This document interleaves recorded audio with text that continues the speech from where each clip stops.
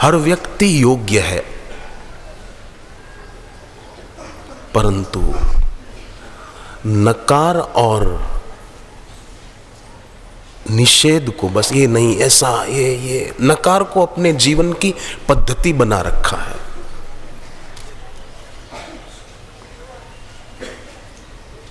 क्या करें, बोले बेटा कहना ही नहीं मानता है। नहीं कैसे, नहीं शब्द अपनी डिक्शनरी में से निकाल दिया जाए, नहीं कैसे मानेगा, जरूर मानेगा। हमारे संकल्प में जान होनी चाहिए, अपनी योग्यताओं को निखारना होगा, उसका सदुपयोग करना होगा, तो लाभ होगा।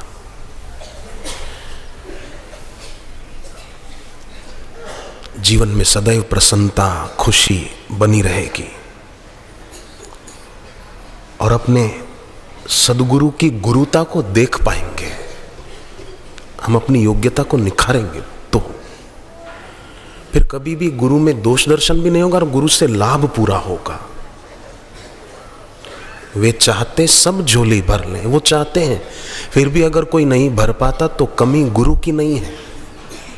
एक व्यक्ति गुरु की तलाश में गया कि मैं कोई गुरु करूं जीवन में। सर्दी के दिन थे और वो भी उत्तर भारत के तरफ।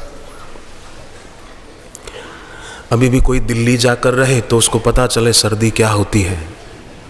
दिल्ली के लोग यहाँ आते हैं तो उनको स्वेटर की जरूरत ही नहीं लगती, उनको लगता है यहाँ तो ठंडी है ही नहीं।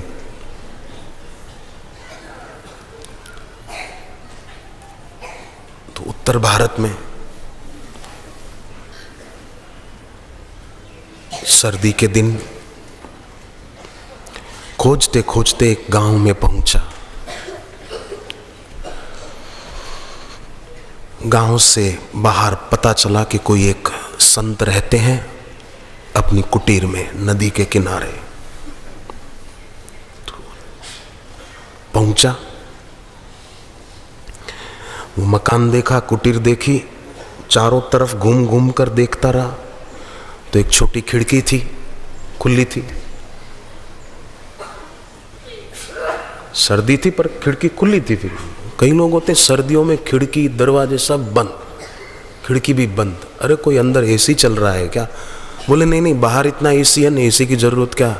एसी की जरूरत नहीं तो एक छोटी खिड़की तो खुली रखो ना, सब बंद करके बैठ जाएंगे। बस में, ट्रेन में खिड़कियां सब बंद कर देंगे, एक दूसरे के श्वासोश्वास लेना, बीमारी बढ़ाना है।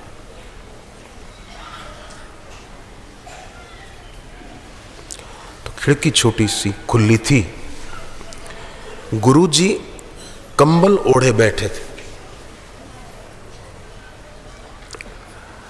और बीच बीच में अपने हाथ कंबल से थोड़े बाहर निकालकर यूं रगड़ रहे थे। जैसे सर्दी में नहीं कई लोग करते हैं,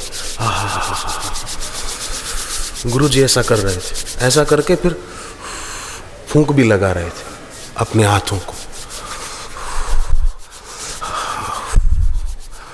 ऐसा कर रहे थे। तो इससे रहा न गया, पूछा गुरुजी पाए लागू, आओ आओ बेटे आओ। कैसे आए? बोले दर्शन करने आए। गुरुजी आप ये क्या कर रहे थे? बोले बेटे सर्दी बहुत है ना तो हाथ को जरा गर्म कर रहा था, ठंड बहुत है, क्या करूं। इतने में गुरुजी का एक चेला चाय लेकर आया।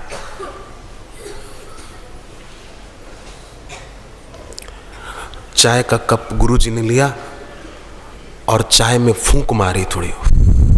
जैसे नहीं दूध गर्म होता है तो चाय कोई आयुर्वेदिक पिए गर्म हो तो गुरुजी फूंक मारने लगे। तो बोला गुरुजी ये क्या कर रहे हो? बोले चाय थोड़ी ठंडी कर रहा हूं। वो बोला कि लगता है कि इसको कुछ हो गया है। पहले बोलता है फूंक मारकर हाथ गर्म कर रहा हूं, अब बोलता है फूंक मारकर चाय ठंडी कर रहा हूं। अब जिसको यही पता नहीं कि फूंक मारने से चीज गर्म होती है कि ठंडी, वो मेरे को ज्ञान क्या देगा? वो चला गया।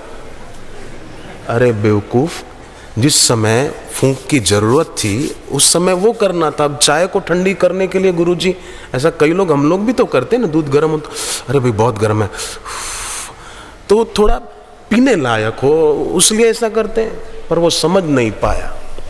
बात तो छोटी सी थी, पर कई चेले ऐसे भी होते हैं कि इन कई ऐसी बातों को ठीक से समझ नहीं पाते और फिर गुरु के विरोध में खड़े हो जाते। ऐसे मूड, और अपने को मानते हैं कि नहीं हम अक्ल वाले हैं। तू अक्ल वाला नहीं है, अक्ल मंद है तेरी। बोलते ना ऐसे किसी को, अक्ल मंद है, अक्ल मंद है, अक्ल मंद है, कम है। बिल्कुल नहीं है ऐसी बात नहीं है, पर अक्लमंद है। गुरु के पास आया तो सही, पर अपने गुरु को समझ नहीं पाता। वो सोचने लगा कि ऐसे असंगत आदमी के पास मैं नहीं रहूंगा, पर अब देखो असंगत गुरु नहीं है, असंगत शिष्य है। तो ऐसे शिष्यों की बुद्धि पलटते देर नहीं लगती है। कभी गुण देखे, कभी दोष देखे,